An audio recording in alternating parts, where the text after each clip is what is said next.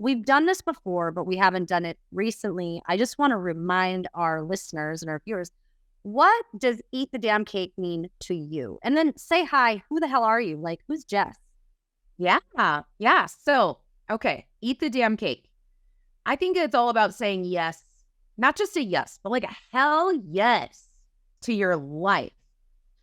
We only get one shot at this life. And I think that the more times we say yes to opportunity, yes to people, yes to love, yes to healing, that is the true definition of eating the damn cake, because there's all kinds of things out there that say, oh, you can't have your cake and eat it too and be skinny. Bitch, yes, I can. And so that, to me, is all about eat the damn cake. And for those of you that haven't ever heard me before, I'm Jess Liston.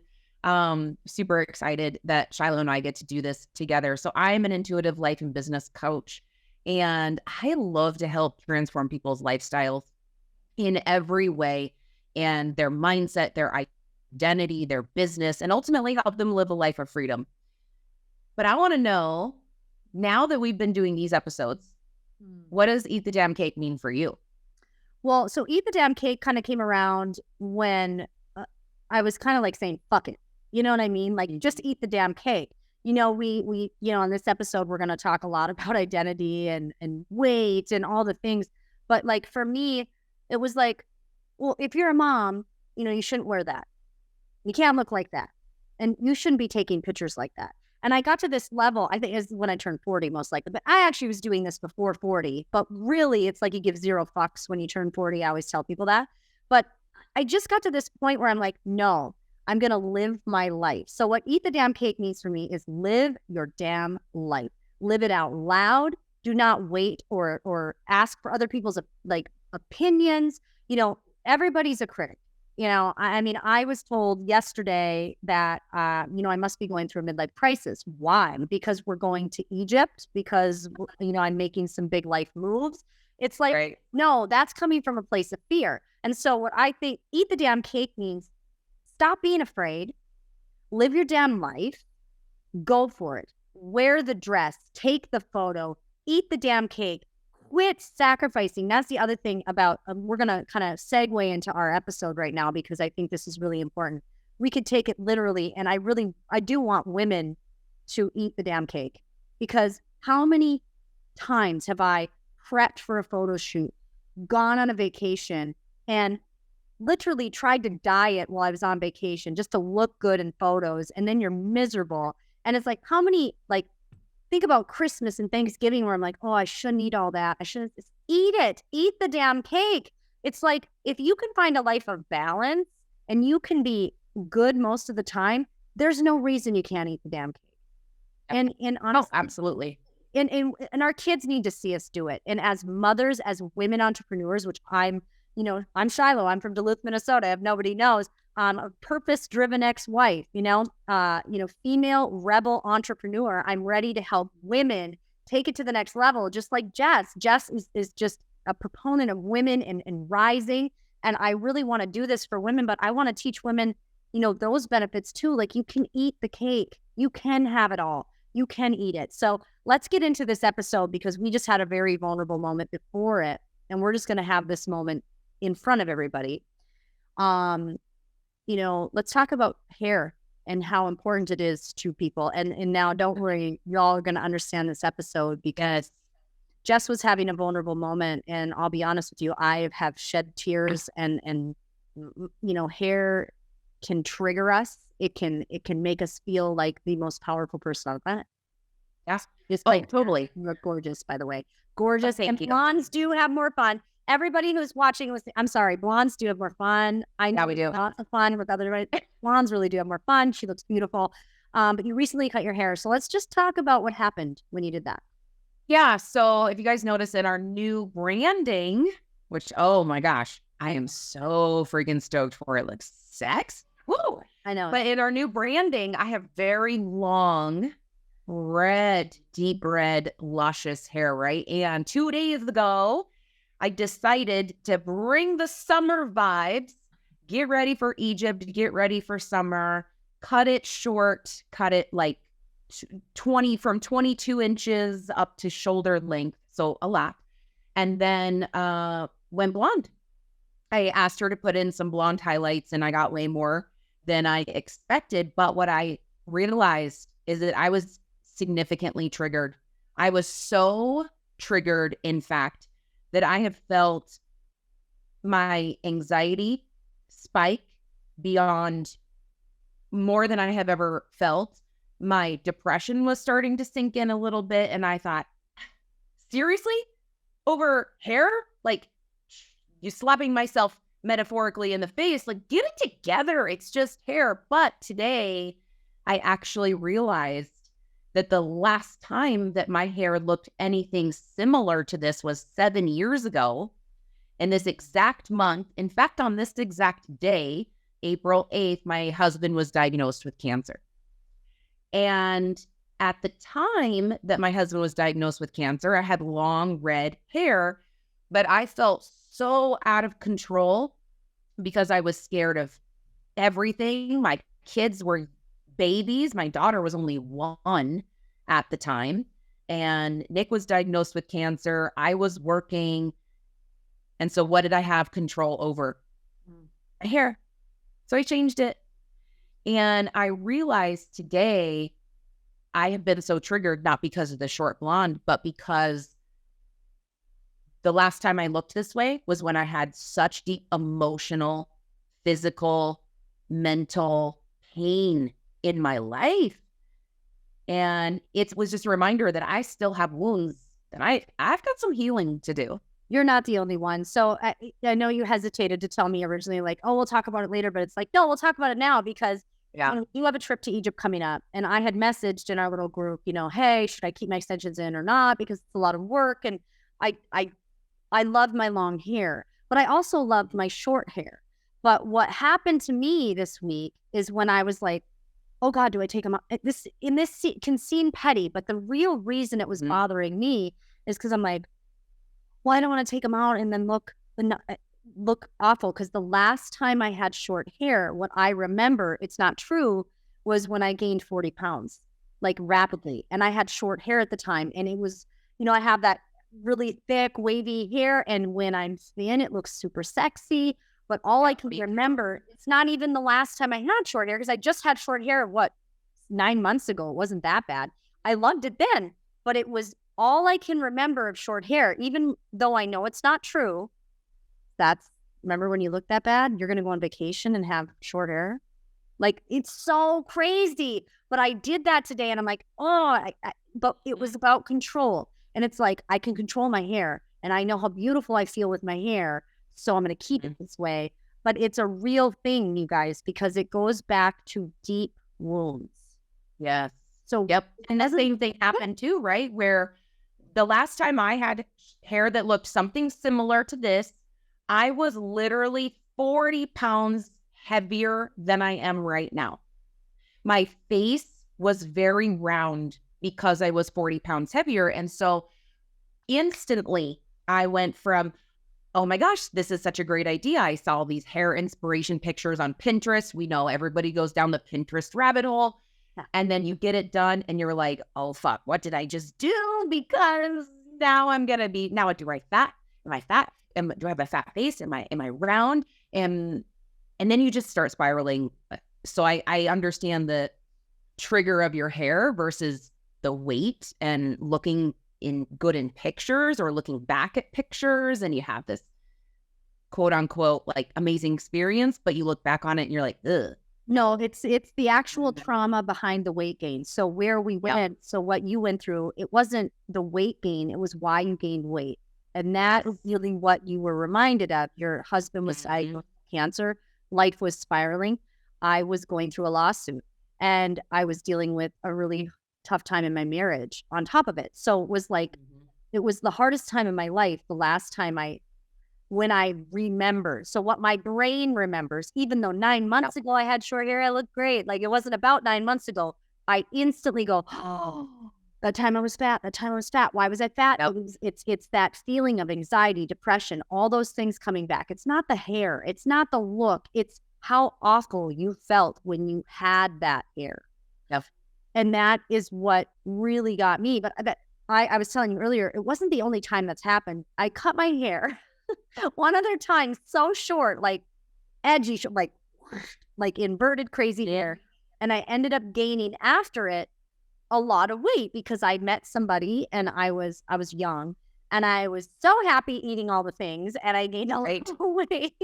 And I just remember being like, oh my God, I have this short, edgy haircut in this chubby face. And I have a very cheeky smile. It doesn't matter how much weight I lose or gain. I've always had a cheeky smile. Actually, I went to go see an esthetician today, and she was like, there are so many women that pay hundreds and hundreds of dollars for filler so that they can have cute little plump cheeks like you. And I said, I do not want my plump cheeks because it's my own trauma trigger, right? It's all in perception and perspective. But it's so interesting that it's that moment, it's that belief where a belief was formed in that memory that could spark the, oh my goodness, what did I just do? Or here's the weight. Now, the other time that my hair was super short, I was 9 months pregnant. I weighed 240 pounds. Right before I delivered my son, my hair was even shorter than it was now, up like past my jawline. I had this dramatic Victoria Beckham A-line. Yeah. And it was hot. But I was a big mama, 240 pounds. And then when I delivered my son, he was a measly 7 pounds, 11 ounces. So like, whoa, I was hard to kidnap. Let's put it that way.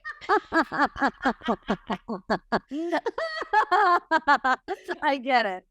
That was 80 pounds ago. So now that I'm 160, it's so fascinating to me. And even as a coach and somebody who has studied the mind and timeline therapy and the subconscious and all that, those things stick with you. And it's like, ooh, I need to really heal this side of me because at the end of the day, I was very healthy. I was so healthy. In fact, I just delivered a child, but my brain said, this isn't a cute look, girl. Well, body dysmorphia, we can talk about that too, because weight, women, we get it. Like, we are in a society where we see unrealistic things and it's becoming the norm. And then we start to question everything about ourselves. So, you know, for me, I did some damage to myself trying to get rid of my cellulite back in the day. And how we did it, you know, it was a form of liposuction, but not liposuction. And what it did is cause permanent bruising on my butt and my legs. So I haven't been able to, well, I can wear, but when I wear swimsuits or when I wear a short dress, you can sometimes see it. Sometimes it's really dark. Sometimes it's not as dark. And so it bothers me.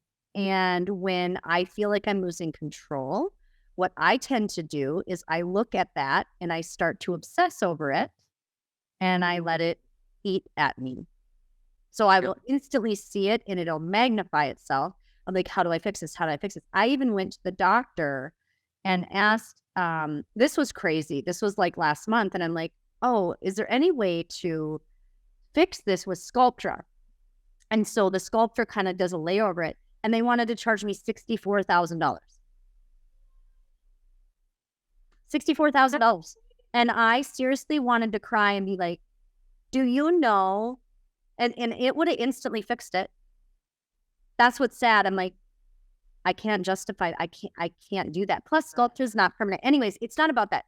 But it's like I went through body dysmorphia about 7 years ago. I started to alter some things. And I was doing it because I thought that's what I was supposed to look like. And it was a form of control as well. I wanted to go through the pain and control what I could control, my body. And I did some damage that now I have to heal up here first. And I have been working on it, but it will creep back in. But we live in a world, and here's what I've had to tell myself. You know, we look at the Kardashians and we look at things, and I'm not going to put anybody down. Everybody's got their own ways. But when you see an unfiltered picture of them, it's the best day ever. It's not because I want them to look bad. They don't look bad.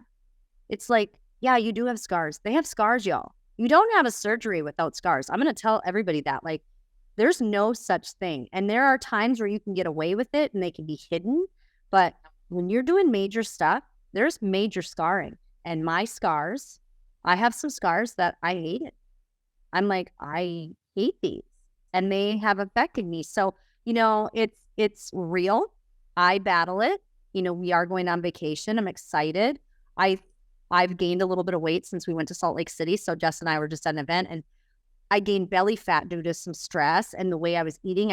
And so now my body's kind of detoxing, and I know how to lose weight. And you do too, but he'll freak out if the scale goes up or if we have a week.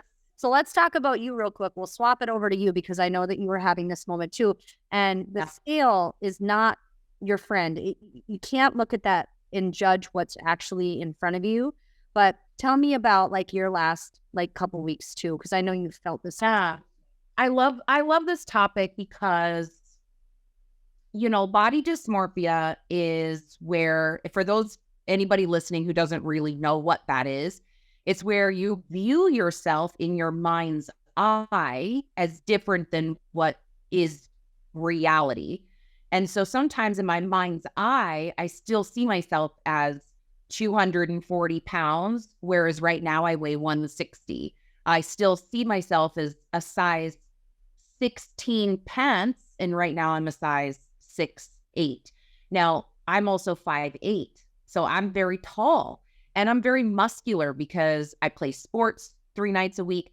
So I have actually been working with one of my private clients, and she is helping me with my macros.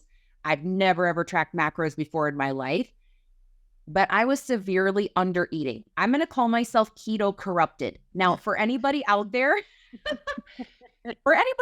who's doing keto and you're finding success, I am super happy for you. I did not find a lot of success because I don't think I was doing it right. And so for the last decade, Shylo, I have been depriving myself of carbs, of calories, and always being incredibly conscious of what I eat. Well, now that Leslie is helping me with my macros, I am eating more, like a lot more protein, more calories, more carbs, less fat. But even though I'm eating more, I am still not at the macros that a woman my age, my height, my activity level should have. And so while it's so crazy to me, and this is where my brain has not wrapped around yet, I'm leaning out. We'll have to upload some of my recent progress pictures because I'm dramatically leaning out, but the scale is going up. And so I actually had a conversation with her because I was like, girl, I am leaving for Egypt in 5 weeks, and I'll be damned if I am going to be a chunky monkey when I am out there in the desert, because homegirl's going to be taking some pictures. Yeah. And if I look back at these pictures and I'm like, oh, I was so chubby. And I also gained in my belly area. I had 2 C-sections. And so I have that lovely walnut belly. Any mom out there who's had more than 1 kid, or if you've had a C-section and you've lost a lot of weight, you know what I mean by the walnut belly, right? So that's the first place that I feel like I get self-conscious, is right where I had my C-sections. And so this body dysmorphia that currently I have been working through is, okay, the scale's going up, but that doesn't mean it's fat. It means that muscle and the fat is going away, and I'm starting to become proportionate. But I was erratically starving myself for the last decade, and I didn't even realize it. Most people do. I found a diet-free life. I really do love that program. And I just eat balanced. And so, for me, I'll tell everybody what it is because it's not a secret, but you want a protein. You technically want 1 to 2 carbs, and carbs are veggies and fruits, people, and stop being afraid of fruit. Stop. Yes. Amen. Not fruit soaked in like juices, like real or like raw fruits. Okay. Yeah. But I usually have 2 green carbs. When I'm trying to lean down, I'll stick to the green veggies. I'll just do green veggies for a week or 2. And then a fat. So, if it's that avocado, I just had guac with my chicken and green beans. I'm very simple, plain eater. So if you need to have more light spice in your life, you can have a condiment too. But I just keep it very, very clean. But, you want a protein, a carb to 2 carbs. I prefer leafy greens when I'm really trying to lean down. And then a fat, and you can have a condiment, but you can't go nuts. These have to be smaller portions, but it's balanced. So you can do this with any meals. You can even have a cheeseburger and it's a fat burning meal. Okay. You just have to it's all about proportions. Like, so what I would, some people are like, oh, protein. I'm like, you're not burning fat with that. You're not burning fat with all protein. So these diets that are heavy on the protein, you call them keto guidos.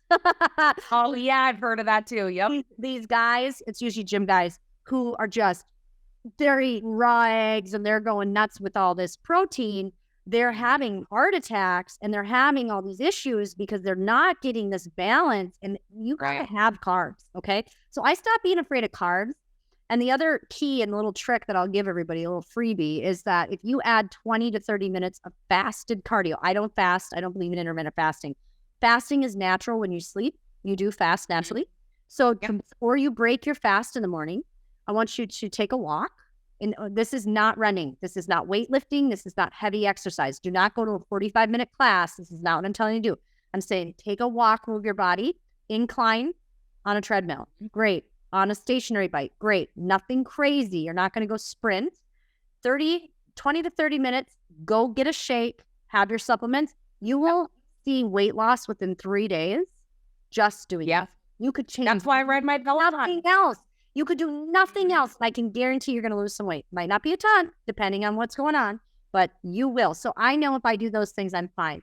But I'll tell you what, as we kind of get into this episode with, Becky with the good hair and comparing yourself and body dysmorphia and, taking trips, like we're going on a trip and I don't know where this came from. I'm like, it's going to be amazing. We're going to look amazing.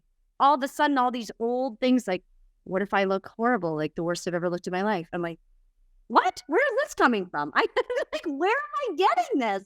And it's like old, but so what is it? So, what is the problem? The problem is, I feel, Jess, and you can touch on this, what is the problem? What does it matter? The problem, in my opinion, is we are comparing ourselves to people who are not realistic, and even they are real. We have a societal norm of no longer aging. Like that's happening. Look at Madonna. If you've seen Madonna lately, it's scary.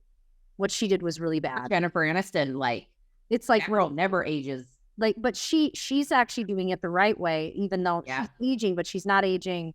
She's doing things like lasers and she's not doing the crazy stuff. Like some people are doing, whoa. And it's not looking better. You got to be very careful. It's like, I believe in aging gracefully. So I am all about certain things, but I stopped doing fillers. And part of my thing with that is I'm watching my face change a little bit. But it's actually looking better, but it's in a stage where I'm like, am I okay with this? And I like that you said that. Am I okay with this? Am I okay with this? Like, what's happening? What's happening? But I am okay with it because I still do Botox, but I fillers on faces. I have had very good advice from insiders that are in the best offices in the world say, don't do them. And they do them every day there. And they're like, I'm going to give you the best advice I can. Lasers, Botox, don't do anything. And I'm going to take that advice because what I noticed is my face looked worse doing fillers. Like I was like, I have more issues because of the fillers than I did ever before. So what am I doing? There's things, and I want to, why does it matter is we want people to eat the damn cake and not go purge or go cry or have a moment because you had a piece of cake. And we want people to love themselves and heal. So let's talk about that as we wrap, Jess. What was your epiphany today on what you're going to do to heal body dysmorphia and what you need to do to work on? What was the actual triggers when you really looked, and how can people heal that? Well, I feel like that's such a loaded question because for me, it ultimately stemmed most of my life. I have not loved me because I wanted the likes. I wanted other people to like me. I wanted to look good.